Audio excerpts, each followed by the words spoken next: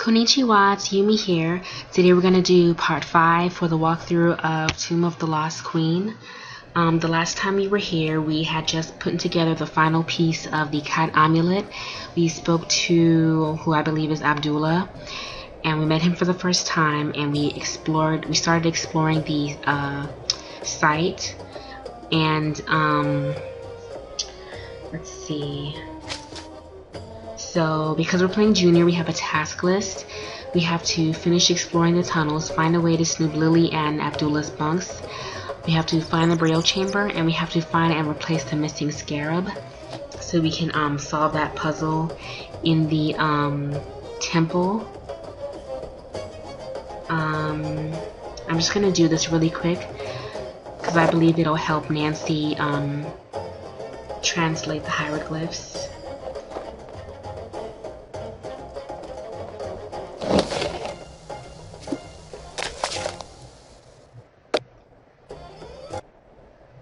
So hopefully I can take a picture of this. There we go. Perfect.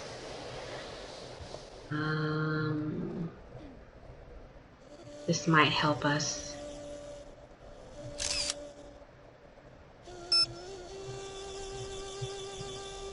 Okay, and then, next page.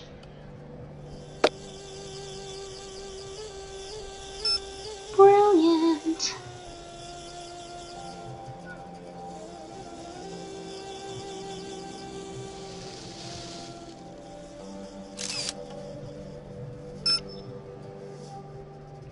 So that we don't have to come all the way back to the main tent to get help on this.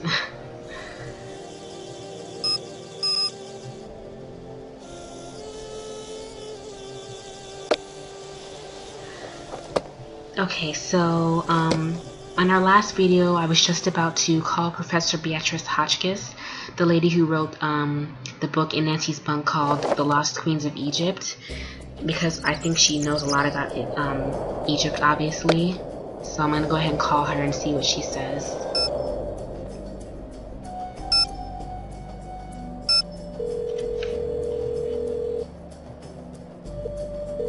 Hotchkiss here?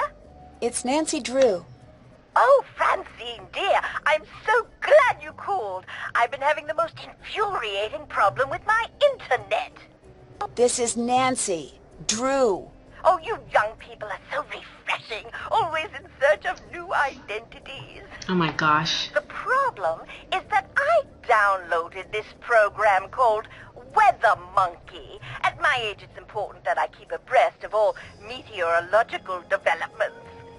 But now I'm starting Monkey a new weather? book, and I can't focus Weather on monkey? my work because the Weather Monkey keeps yelling the weather at me. Maybe you should uninstall it? I will do no such thing. That would be tantamount to murder. Maybe turn it down? Brilliant and What does tantamount even mean? Yes, Samantha, you are a ticket. I would love to help you, but how do I know you again? Nancy Drew. We've met a few times. Aha, now I remember you. If life were a good book, you'd be my favorite reoccurring character. I'm in Egypt, and I need your help. Egypt? Well, why didn't you say that instead of chattering away about my internet problems? I don't know how to respond to that. I read your book, and I thought maybe you could help. You found my book while you were in Egypt. The serendipity is as delectable as Chateaubriand smothered in lavender lemon juice. I am at your disposal. I didn't exactly find it. You sent Okay. it to me. You even signed it. Oh dear, I sign and send lots of things. Have you heard of an expedition that went off in search of Nefertari years ago? Oh yes, the team in which everyone died, is that the one? Yes. Do you think that story is true? Oh heavens, yes. It's deadly out there in the desert.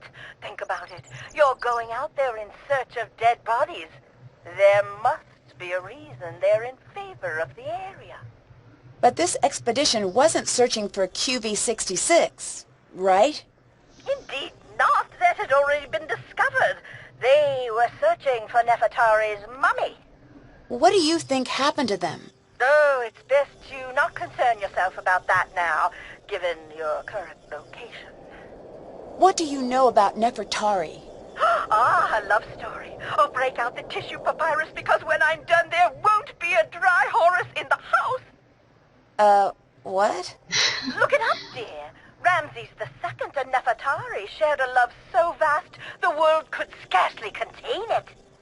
I'm talking about the kind of love you spell capital L, capital O, heart instead of a V, capital E. They stood side by side and ruled the world, but as they saw the years stretch out before them, they were keenly aware that a handful of decades would never cut it.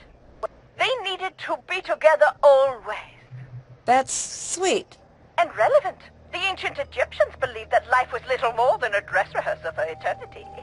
I found records that they concocted a plan to be together forever, side by side. Why not be buried side by side? They foresaw a volatile future for their kingdom, and they were correct.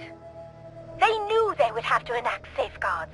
That's why in 1904, when QV66, the so-called tomb of Nefertari, was found, her body was not there.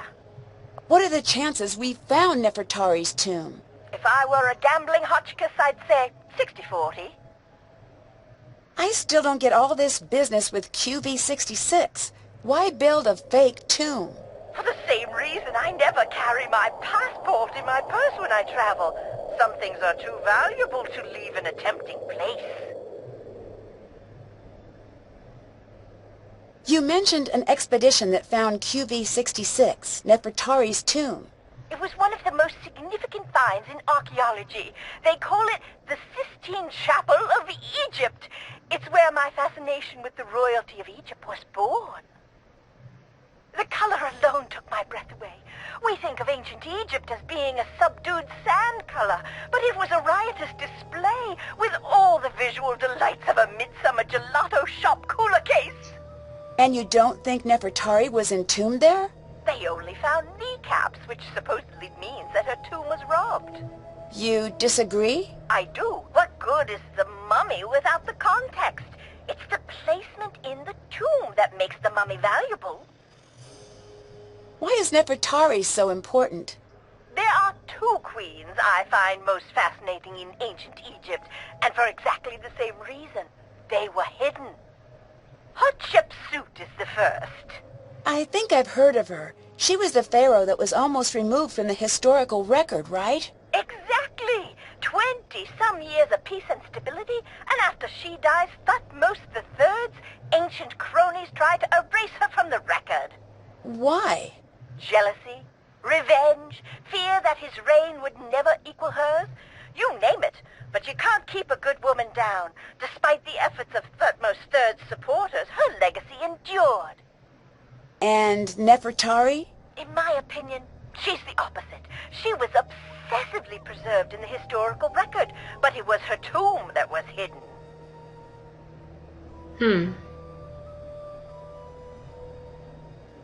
How sure are you that Nefertari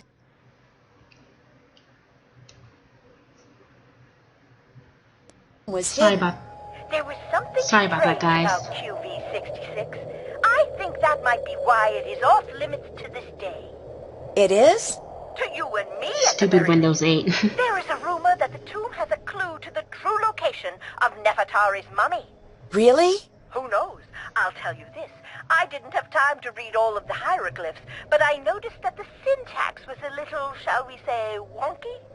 I don't know how hieroglyph syntax could be non-wonky. True, but it was almost as if Nefertari and Ramses II had their own language. Have you heard of Abdullah? Yes, I have. He is December on my Men of Archaeology calendar. You're kidding me. Does that exist? It existed the second I made it. Is he there with you? Yes. He seems full of himself. He is. Oh, I am not an advocate of pulpy romance novels, but if I were, I'd call that an archable trait. In chapter 1, we flatter into the excavation site, a picture of a rascal with his dusty leather jacket and decidedly European haircut. His cocky ne'er-do-well smirk displaying his perfectly white teeth. teeth, but by the end he'd be sweetly holding flowers and saying, "Professor Hotchkiss, I'm dying to discuss your latest publication." A colleague of mine has guilted me into editing her latest romance novel, and I must confess I cannot wait until the project is completed. Reading page after page is absolutely wreaking havoc on my metaphors. Anyway, what were we talking about? I no longer know. Abdullah, that's what. He's a cold-blooded hotshot with only one setting: success. Oh, sorry, I've also been helping my nephew break into the movie trailer business. Oh, Hotchkiss, why must you always burn the candle at both ends? He's a good archaeologist who knows Egypt inside and out. He could teach you a thing or two, just don't pick up the attitude. See ya. Hotchkiss out. Good Lord. Okay, that was Professor Beatrice Hotchkiss, and she told us some things about Nefertari, how her and Ramesses were probably buried separate, and they wanted to be together even in the afterlife. And she talked about food and about the hieroglyphs being wonky and just different stuff. And yeah. Okay, let's call Professor Boyle. Hi. Abdullah seems confused by the hieroglyphs in the tomb. Really? You sound surprised. Astonished, dumbfounded, with a twist of smug thrown in to soothe my ego. So, if he's confused... Then it is confusing. He's one of the brightest minds in the field. If he's stumped, something unique is going on here. What do you know about Abdullah? He's almost as brilliant as he thinks he is. He seems a little full of himself. A little. With that amount of swagger, you'd think he invented sand. Do you think he's behind your attack? I don't think so. This isn't the first time we've butted heads. I'd think that if he were to attack me, he wouldn't sneak up from behind.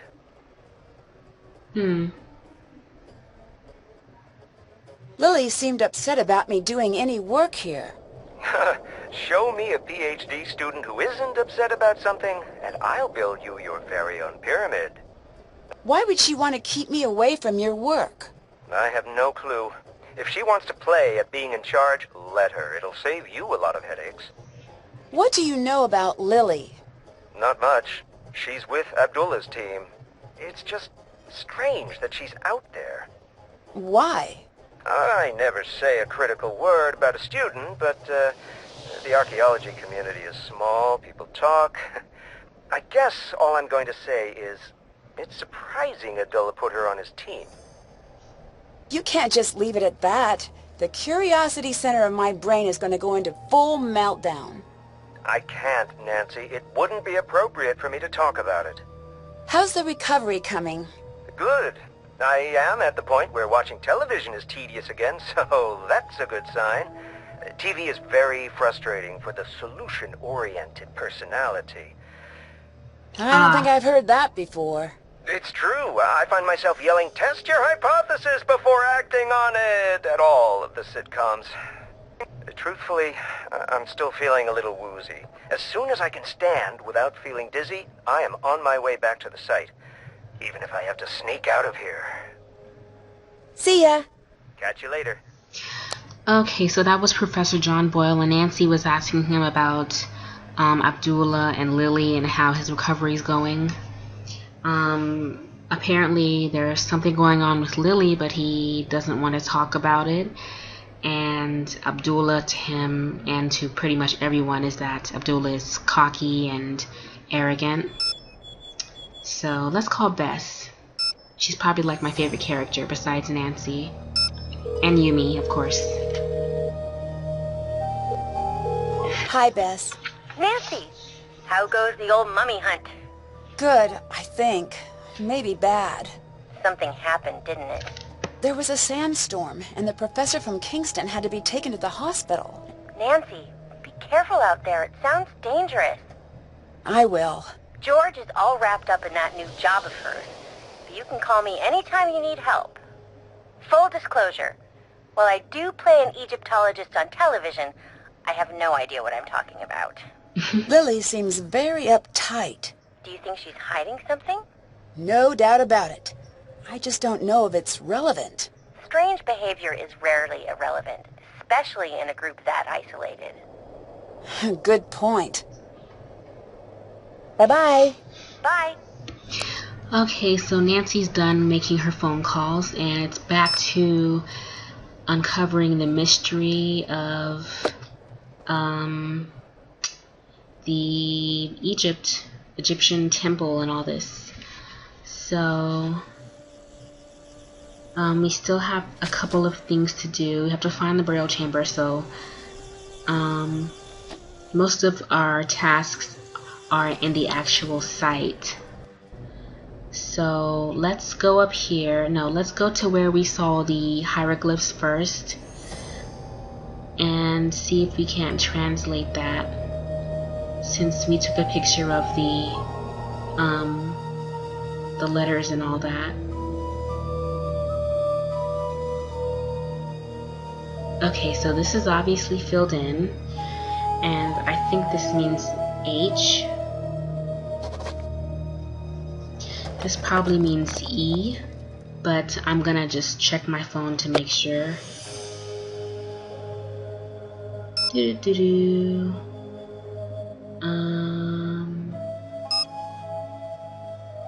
And like most of the basic words like and the are probably you know, pretty much easy to figure out, but see, like E is not in here, so I think maybe that's one I can try to figure out on my own. Like this might be E, and this might be T, but let me just see.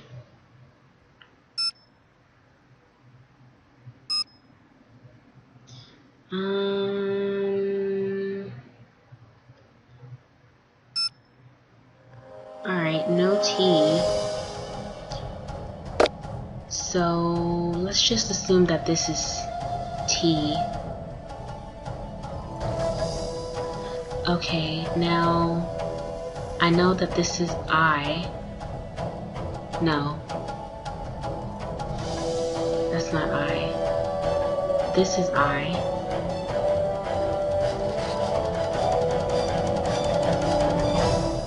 Gotta love that dramatic music. And let's see, there's some other ones here. Okay.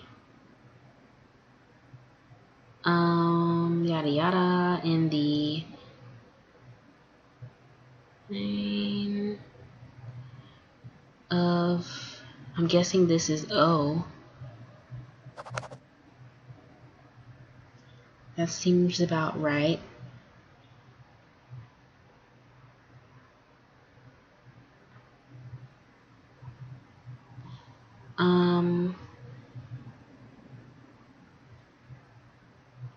Okay, so I square bird.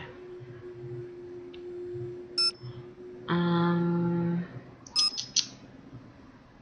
square. Maybe this is S. Bird. Square.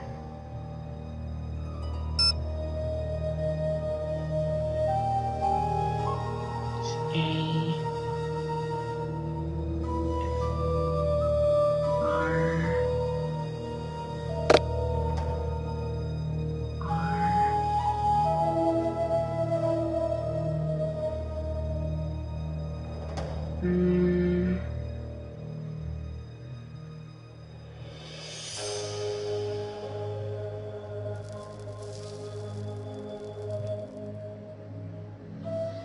Okay, let me check this again. This is very tedious, but it's all a part of the mystery.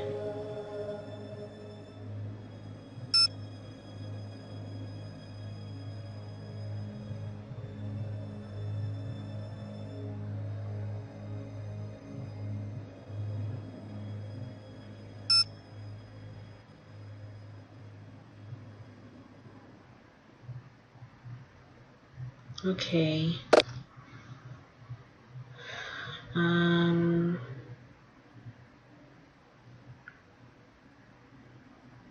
According to that book, this means T, but I don't know if that's accurate. And this is supposed to mean R.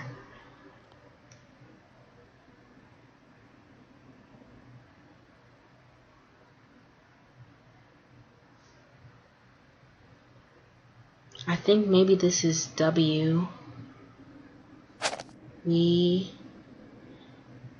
and the square.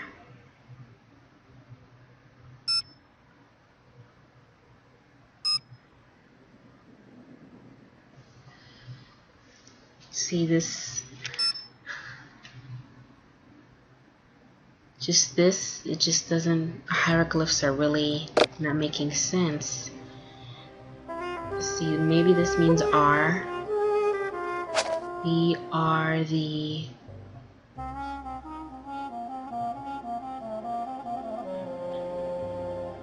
now I'm just like guessing at this point. In the train of Horus.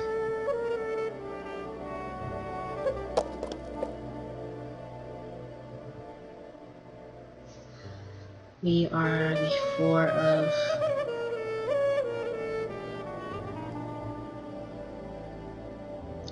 we'll figure this out.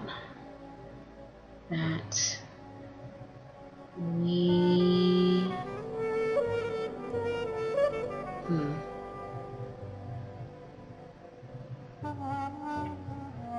maybe this is G.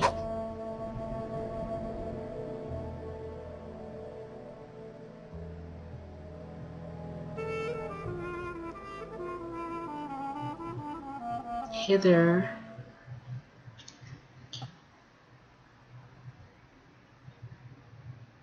This is probably D.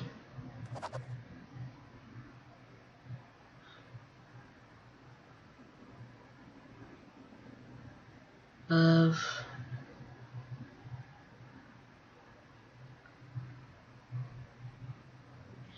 at the who to create the new day, I guess. I mean, I guess that's why.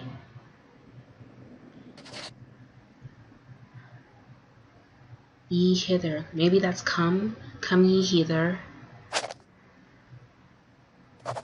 Oh shoot. Come ye hither, gods, in the train of something, and let's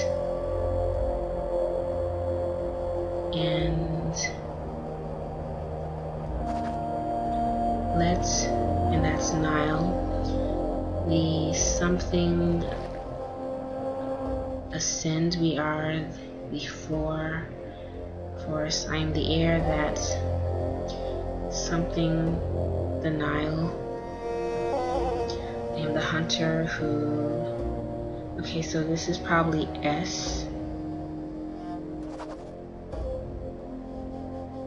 Who faces to greet the new day. I am